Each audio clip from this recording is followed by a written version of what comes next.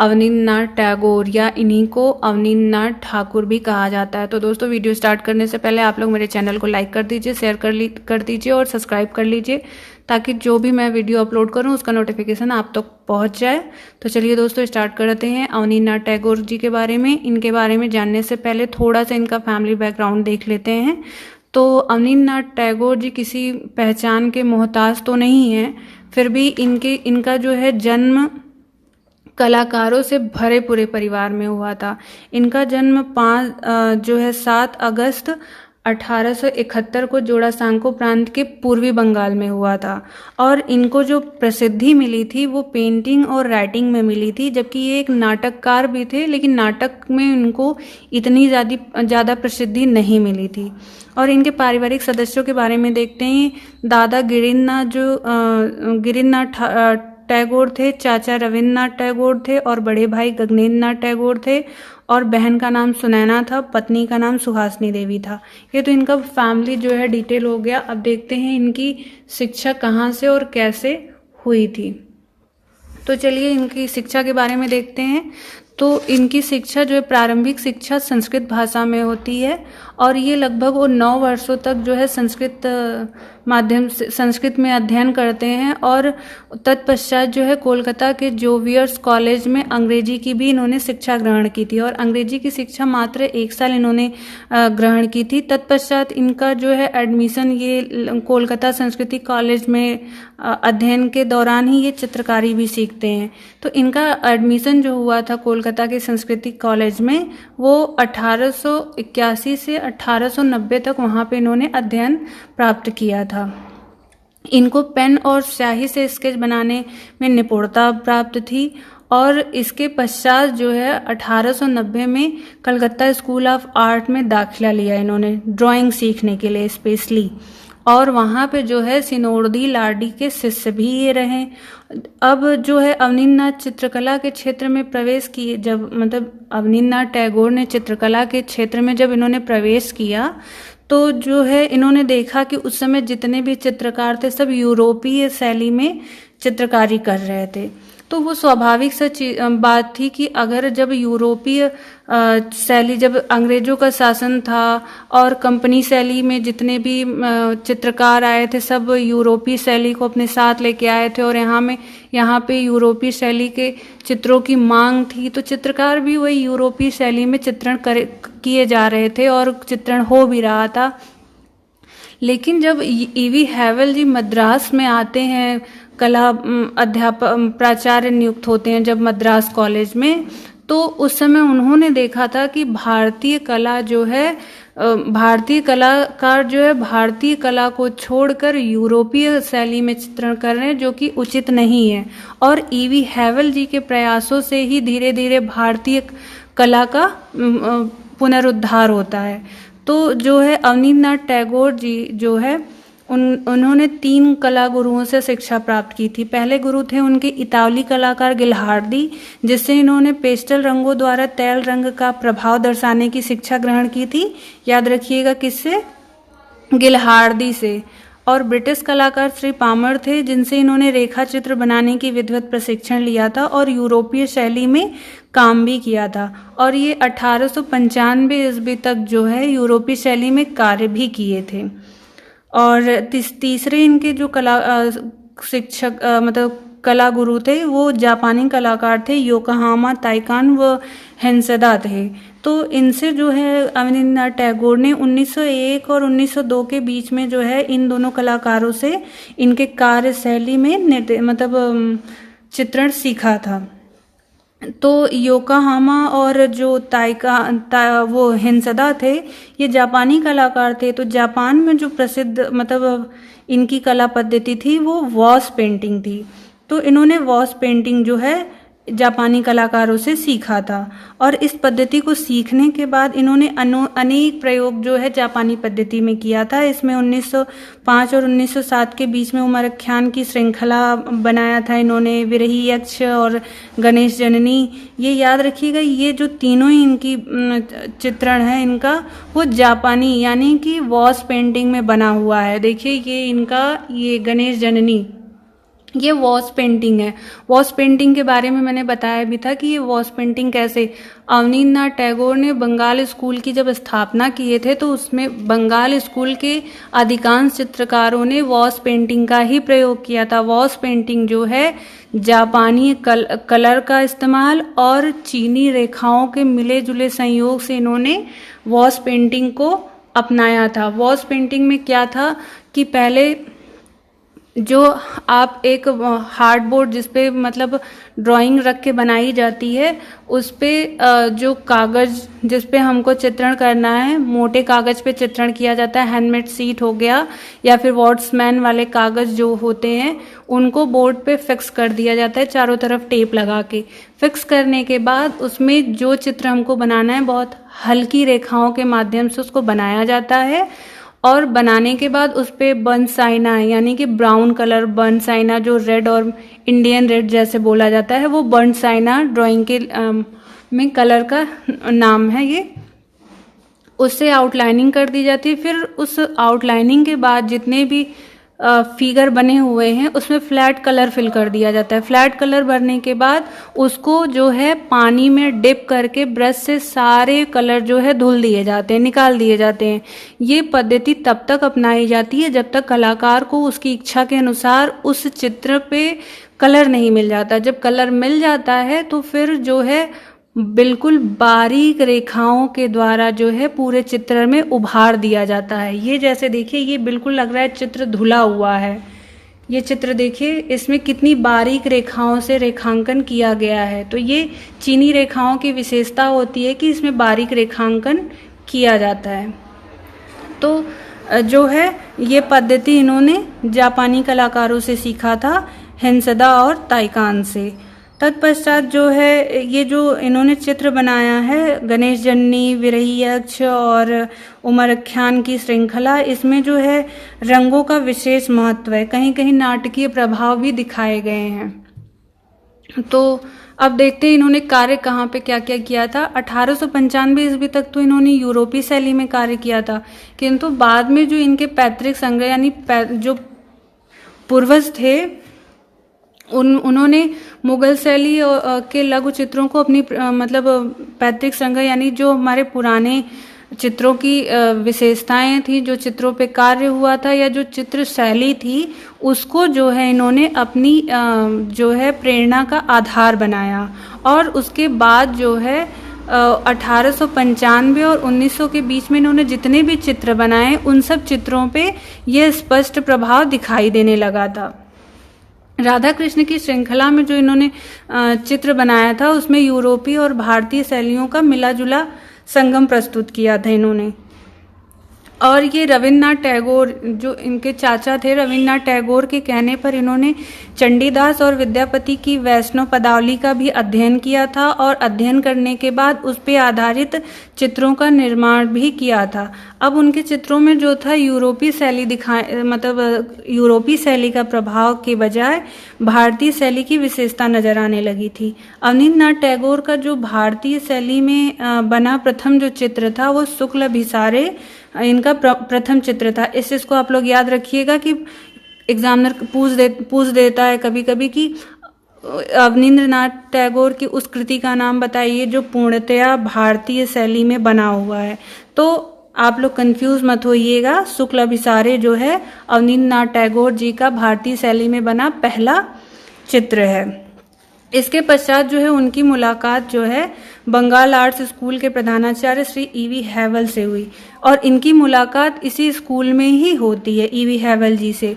उसके बाद ही जो है अवनींद्रनाथ टैगोर के कार्यों में स्थिरता आती है। नहीं तो इससे पहले कभी मुगल शैली पे, कभी राजपूत शैली पे, कभी किसी मतलब पदावली को, विद्यापति के वैष्णव पदावली का भी अध्ययन करके चित्रण किए, लेकिन इनकी जो कला शैली को एक मतलब दिशा नहीं मिल पा रही थी। ईवी हैवल जी से मिलने के बाद ये जो है अपने कार्यों में स्थिरता इन्होंने लाया।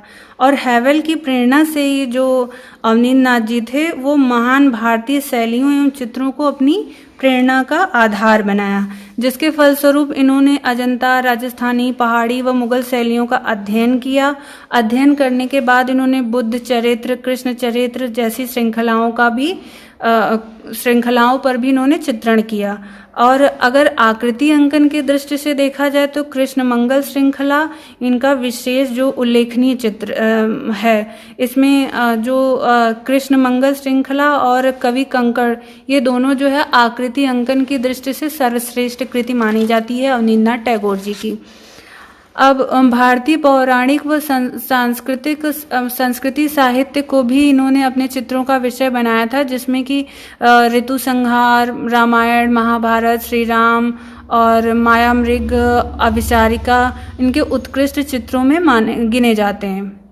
1901 से 1905 ईस्वी के दौरान बने चित्र में इनका जो है बिल्डिंग ऑफ ताज, शाहजहां के अंतिम दिन, ये जो शाहजहां के अंतिम दिन है इनका बहुत ही इम्पोर्टेंट चित्र है, इसको याद रखिएगा। इसमें इस चित्रों के माध्यम से इन्होंने मुगल संयोजन, रंगों और अलंकरण को प्रस्तुत करने की इन्होंने कोशिश किया था।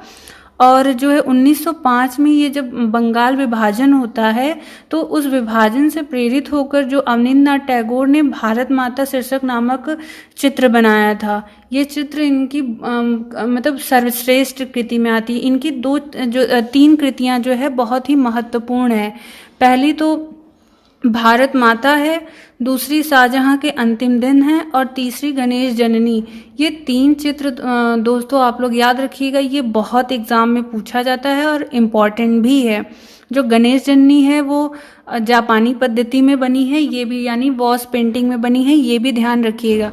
और अगर इनका अवनींद्र नाथ टैगोर का पहला भारतीय शैली में बना चित्र पूछा जाए तो शुक्ला विसारे है। तो ये याद रखिएगा आप लोग। इन्होंने भारतीय पौराणिक, साहित्यिक इन सब मतलब कथाओं को आधार बना के चित्रण तो किया था। इन्होंने लोक कला से जो है संबंधित भी चित्रण किया था, जिसमें इनका प्रभावपूर्ण जो था वो रेखांकन और पारंपरिक रंगों को अधिक इन्होंने महत्व दिया था। तो जो लोक कला से संबंधित होता है वो लोक कला पे स्थानीय जो है चीज़ों का प्रभाव ज़्यादा पड़ता है। तो इसमें जो है जो इन्होंने लोक कला से संबंधित चित्रण किया था उसमें स्वाभाविकता की कमी थी। उस लोक कला से संबंधित इनके चित्र थे कृष्ण द्वारा केसु और जो अश्व और राक्षस वध जो है इनका उत्तम चित्र है। अब इन्होंने ये देखते हैं कि इनके चित्रों का विषय क्या क्या था। इन्होंने साहित्य, पौराणिक और धार्मिक दृश्य चित्र में चित्रण किया, पशु पक्षियों से संबंधित चित्रण किया, व्यक्ति चित्र भी किए, दैनिक जीवन से संबंधित भी चित्र किया, लोक कला पे भी इन्होंने चित्र किया है। और इन्होंने जो है वेस्ट मटेरियल को भी अपने कला में शामिल किया, यानी वेस्ट मटेरियल से भी इन्होंने जो है क्राफ्ट वर्क बनाए। इनका जो है दैनिक जीवन से संबंधित चित्र में भिक्षा, देवदासी, कजरी, सूर्य पूजा व बंगाली मंच के नायक और नायिकाएं जो हैं, नायिकाओं के भी इन्होंने चित्र किया था। 1920 और 26 के दौरान जो है इन्होंने पेस्टल रंग में व्यक्ति चित्र बनाए, जो कि बहुत ही इम्पॉर्टेंट है इनका, जिसमें कि गांधी जी का इन्होंने व्यक्ति चित्र बनाया था, टैगोर जी का बनाया था, CF एंड्रयूज का बनाया था, आलमगीर, नूरजहां, औरंगजेब जो आदि के महत्वपूर्ण चित्र इन्होंने व्यक्ति चित्र बनाए थे और पेस्टल रंग माध्यम से। तो ये चीज़ भी आप लोग याद रखिएगा। इसके बाद जो है इन्होंने लैला मजनू श्रृंखला के पटचित्र भी बनाए थे। कवि कनकन, चंडी व कृष्ण मंगल और श्रृंखला जो है उल्लेखनीय है इनका। 1941 ईस्वी में जो है रविन्द्रनाथ टैगोर जी के महाप्राण का चित्रण इन्होंने अवनींद्र नाथ टैगोर ने किया था और उसके बाद अपनी तुलिका को लगभग त्याग दिया था। वृद्धावस्था में इन्होंने वेस्ट मटेरियल से अनेक प्रकार के मुखौटे, कार्टून कूट शैली में खिलौने बनाए, जिसमें कि वेस्ट मटेरियल दोस्तों वो होता है जिसका यूज़ हमारे लिए बहुत नहीं है, वो फालतू पड़ा है, उन सब चीज़ों को मिलाकर कोई एक नई चीज़ बना देना, वो वेस्ट मटेरियल के थ्रू अंतर्गत आती है।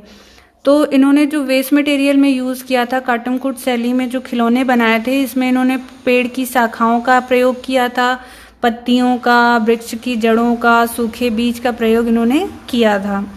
चित्रकार के साथ साथ ये नाटककार भी थे। विचित्रा क्लब द्वारा जो आयोजित नाटकों में इन्होंने अभिनय भी किया था, उसमें महत्वपूर्ण है फाल्गुनी और डाकघर, जिसमें इन्होंने अभिनय किया था।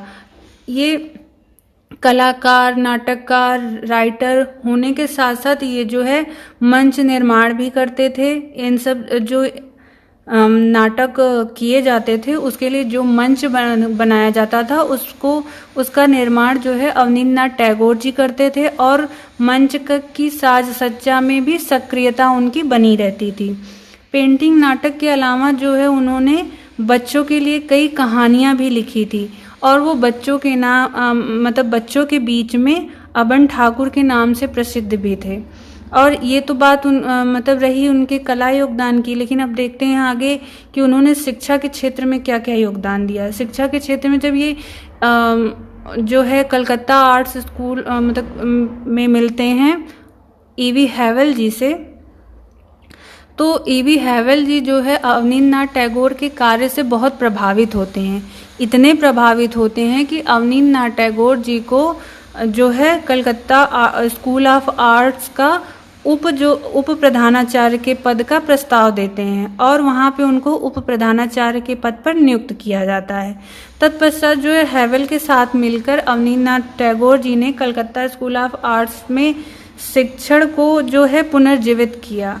विद्यालय में कई जो है महत्वपूर्ण परिवर्तन भी इन्होंने किया था। परिवर्तन में इन्होंने क्या क्या किया था, जो विद्यालय में जो था विद्यालय की दीवारों पे यूरोपीय शैली के चित्रों को हटाकर इन्होंने मुगल और राजपूत शैलियों के चित्रों को लगवाया था। तो दोस्तों ये तो स्वाभाविक सी बात थी कि जब अवनींद्रनाथ टैगोर ने चित्रकला के क्षेत्र में प्रवेश किया था तो वहाँ पे अधिकांश चित्रकार जो थे वो यूरोपीय शैली में चित्रण करते थे। क्यों? क्योंकि उस समय अंग्रेजों का शासन था। अंग्रेज जो है अपने साथ यूरोपीय चित्रकार लाए थे। उन यूरोपीय चित्रकारों का प्रभाव भारतीय चित्रकारों पे पड़ा था, और भारतीय चित्रकार अपनी जीविकोपार्जन के लिए यूरोपीय शैली को अपना लिए थे, क्योंकि अंग्रेजों की डिमांड यूरोपीय जो है चित्रों की थी। तो जब आप लोग अभी भी देखेंगे यूनिवर्सिटी वगैरह में जहाँ पे दृश्यकला विभाग है, जहाँ पे पेंटिंग की क्लासेस चलती हैं, BA, MA, BFA, MFA, उस दृश्यकला विभाग के बगल में आर्ट गैलरी, डेलीगेसी जिसको बोला जाता है, वो होता मतलब विभाग होता है जिसमें कि BFA, MFA के बच्चे, BA के बच्चे तो उतने ज़्यादा सक्रिय नहीं होते क्योंकि उनका एक सब्जेक्ट साथ में 2 सब्जेक्ट और होता है, तो उनको उतना टाइम सिर्फ ड्राइंग के लिए नहीं वो दे पाते हैं, और उनका बहुत ज़्यादा उनको इम्पोर्टेंस भी नहीं मिलती है। लेकिन जो BFA, MFA के बच्चे होते हैं उनका पूरा टाइम जो है सिर्फ और सिर्फ पेंटिंग में जाता है। तो वो जो पेंटिंग्स बनाते हैं वो डेलीगेसी में उसका एग्जीबिशन लगाते हैं। एग्जीबिशन लगाने के साथ साथ वो अपनी प्रैक्टिस के लिए जो डेलीगेसी की दीवारें होती हैं, जो दृश्यकला विभाग का जो कैंपस होता है, मतलब परिसर होता है, उसमें मूर्तियां बनाना, दीवारों पे चित्रण करना, तो जो उस समय की शैली चल रही होगी चित्रकारों के बीच में, तो उसी से संबंधित चित्र बनाए जाएंगे और उसी चित्र को जो है दीवारों पे लगाया जाएगा या दीवारों पे टांगा जाएगा। तो जो कोलकाता स्कूल था आर्ट्स का, उसमें पहले यूरोपीय शैली में चित्रण होते थे, तो यूरोपीय शैली में बने चित्र जो उनकी विद्यालय की दीवारों पे लगे हुए थे। तो अवनींद्रनाथ टैगोर जी ने उप प्रधानाचार्य के पद पर आने के बाद उन्होंने सबसे पहले दीवारों से यूरोपीय चित्रों को हटाकर मुगल और राजपूत शैली के चित्रों को लगवाया, और वहाँ पे और जो है उन्होंने ललित कला विभाग की स्थापना भी की थी। भारत के परंपरागत कला को अपनाने पर जो है अवनींद्रनाथ टैगोर ने बल दिया था। 1907 ईस्वी में अपने बड़े भाई गगनेंद्र नाथ के साथ मिलकर इन्होंने Indian society of oriental art की स्थापना भी की थी। इस जो है सोसाइटी का मेन उद्देश्य था भारतीय चित्रकारों को प्रोत्साहन देना और भारतीय शैली को बढ़ावा देना था। और इसके जो क्या कहते हैं अध्यक्ष थे, संचालक थे जो इंडियन सोसाइटी ऑफ आर्ट के, वो जो है किचलर महोदय थे। और जो अवनींद्रनाथ टैगोर जी ने जो था मतलब अवनींद्रनाथ टैगोर ने सडांग का बंगला में अनुवाद किया था। ये सडांग क्या है? यशोधर पंडित जी ने जय मंगला में टीका किया है, जो 11वें भाग में शायद ऐसा है, लेकिन यशोधर पंडित जी ने कला के 6 अंग बताए हैं। रूप भेदा प्रमाणानि भाव लावण्य योजनम सादृश्यम वडिका भंग इति चित्र षडंगकम। तो ये जो 6 कला के अंग हैं, इसका अनुवाद अवनींद्रनाथ टैगोर ने बंगला में किया था। और इसका प्रकाशन जो है 1921 ईस्वी में Indian society of oriental art, यानी जो Indian society of oriental art की स्थापना गगनेंद्र नाथ और अवनींद्रनाथ टैगोर जी ने किया था भारतीय कला को प्रोत्साहन देने के लिए, उसी में इनके इस अनुवाद का प्रकाशन किया गया।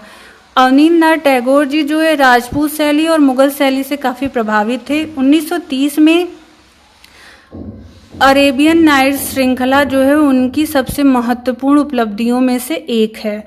और अवनींद्रनाथ टैगोर जी ने अजंता, बाघ, एलोरा की अनुकृतियां भी तैयार की थी। अवनींद्रनाथ जी के शिष्यों में आशीष कुमार हलदार, देवी प्रसाद राय चौधरी, चुगताई, नंदलाल बसु, छितिननाथ मजूमदार, शारदा उकिल आदि प्रमुख शिष्य उनके थे, जो कि अवनींद्रनाथ टैगोर जी का भारतीय कला के प्रोत्साहन में बहुत ही महत्वपूर्ण भूमिका निभाते हैं। ये उनके शिष्य। कला के क्षेत्र में जो है अवनींद्रनाथ टैगोर जी को अनुकरण करना बिल्कुल पसंद नहीं था। सन 1942 ईस्वी में विश्व भारती पत्रिका में उनकी कला पर एक जो है विशेषांक निकाला गया था, जिसमें विदेशी समीक्षक जेटलेट ने लिखा था, अवनींद्रनाथ की चित्रांकन प्रतिभा की प्रशंसा यूरोप तथा अमेरिका में की जा रही है। वे भारत में एक ऐसे आंदोलनकर्ता हैं जो अनुकरण के विरोधी हैं। 1905 से 1911 ईस्वी तक जो है वो कलकत्ता स्कूल के आचार्य बने रहे, फिर प्रधानाचार्य बन गए और इनकी मृत्यु 5 दिसंबर 1951 ईस्वी में हुई थी। तो दोस्तों, इस तरह से अवनींद्रनाथ टैगोर जी की मृत्यु हुई। और कहा जाता है कि अवनींद्रनाथ टैगोर के पोते जो थे, उन्होंने अवनींद्रनाथ टैगोर जी की जितनी भी कृतियां थी उनको जो है उन्होंने ट्रस्ट में दान दे दिया था। वो ट्रस्ट जो था वो रविंद्र भारती सोसाइटी ट्रस्ट को जो है दान दे दिया था उन्होंने। और यह सोसाइटी उनके द्वारा बनाए गए चित्रों की बड़ी संख्या में संग्राहक बन गई। यानी कि आपको जो भी अवनींद्रनाथ टैगोर जी से अनुकृतियां देखनी है, मतलब उन्होंने जो बनाई हैं, तो वो आपको रविंद्र भारती सोसाइटी ट्रस्ट में मिल जाएंगी। तो ये दोस्तों वीडियो यहीं पे समाप्त होती है। अगर वीडियो आप लोगों को पसंद आई हो तो प्लीज़ मेरे वीडियो को लाइक करिए, चैनल